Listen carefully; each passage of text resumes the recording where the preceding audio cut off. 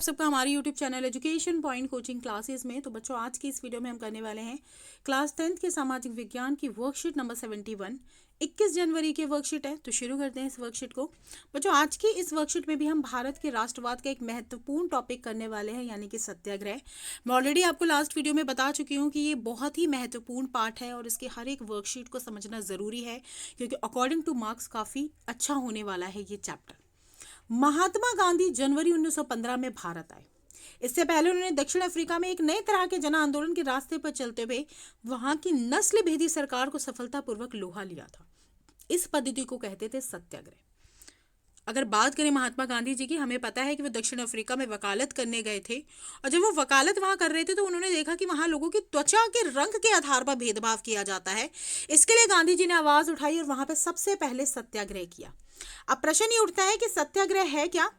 तो सत्याग्रह के विचार में सत्य की शक्ति पर आग्रह किया गया है, अर्थात सत्य की खोज, सच्चाई क्या है, इस पर ज्यादा जोर दिया गया है। इसका अर्थ यह है कि अगर आपका उद्देश्य सच्चा है, यदि आपका संघर्ष अन्याय के खिलाफ है, तो उत्पीड़न से मुकाबला करने के लिए आपको किसी शारीरिक बल की आवश्यकता नहीं है। भले ही आप दुबले पतले हो, लेकिन अगर आपका उद्देश्य सच्चा है तो आप उसको प्राप्त कर सकते हो। प्रतिशोध की भावना या आक्रामकता का सहारा लिए बिना भी सत्याग्रह किया जा सकता है। इसका मुख्य उद्देश्य है अहिंसा, यानी कि हिंसा नहीं करना है। इसके लिए दमनकारी शत्रु की चेतना को झंझोड़ना चाहिए।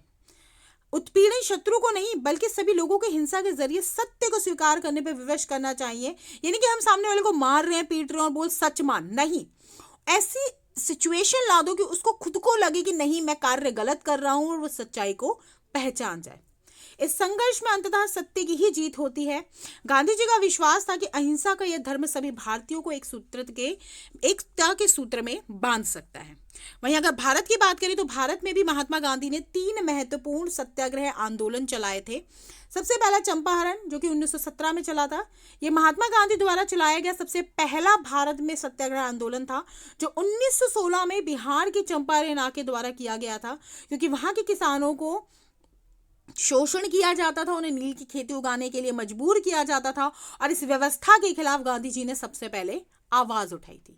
वहीं खेड़ा सत्याग्रह 1917 में हुआ था, जो गुजरात के खेड़ा डिस्ट्रिक्ट में किसानों की मदद के लिए किया गया था। फसल खराब हो चुकी, प्लेग की महामारी के कारण वहां की फसलें खराब हो गई थी, लेकिन वहां की सरकार उनको मजबूरन कह रही थी कि आपको लगान चुकाना पड़ेगा, जिसके खिलाफ गांधी जी ने दूसरा सत्याग्रह किया कि अगर जब पैदावार ही नहीं हुई तो लगान किस बात का।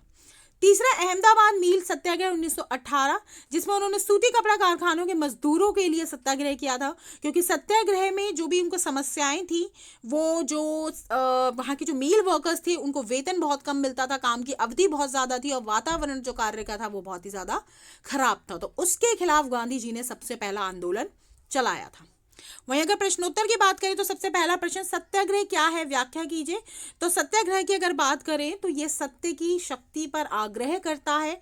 इसका अर्थ यह है कि अगर आपका उद्देश्य सच्चा है, यदि आपका संघर्ष अन्याय के खिलाफ है, तो उत्पीड़न से मुकाबला करने के लिए आपको किसी शारीरिक बल की आवश्यकता नहीं है, और इसका मुख्य हथियार क्या है? अहिंसा।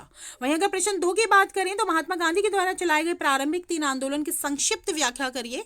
तो बेटा, ये तीनों के तीनों टॉपिक आप इसमें ऐड कर दोगे। चंपारण सत्याग्रह 1917, जो कि किसानों के लिए किया गया था। खेड़ा सत्याग्रह 1917, ये भी किसानों के लिए किया गया था।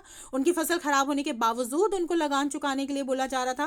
और अहमदा मील सत्याग्रह 1918, जहां पे मील वर्करों की जो स्थिति थी, वेतन था और कार्य स्थिति थी, वो बहुत ज्यादा खराब थी। तो ये 3 महत्वपूर्ण सत्याग्रह हैं जो गांधी द्वारा भारत में किए गए हैं। चंपारण सत्याग्रह 1917, खेड़ा सत्याग्रह 1917 और अहमदाबाद मील सत्याग्रह 1918। अगर बात करूं मैं इस वर्कशीट की, तो ये नॉलेज की दृष्टि के साथ साथ आपके मार्क्स के लिए भी इंपॉर्टेंट हो सकती है। तो इस वीडियो को आपको बहुत ध्यान से समझना है, और अगर कोई भी चीज़ आपको नहीं समझ में आई है तो आप कमेंट में डालिए, मैं उसको सोल्यूशन नेक्स्ट वीडियो में ज़रूर दूंगी। तो इसी के साथ आज की वर्कशीट हमारी पूरी होती है। मिलते हैं नेक्स्ट वीडियो में, तब तक पढ़ाई जारी रखिए। Thank you so much.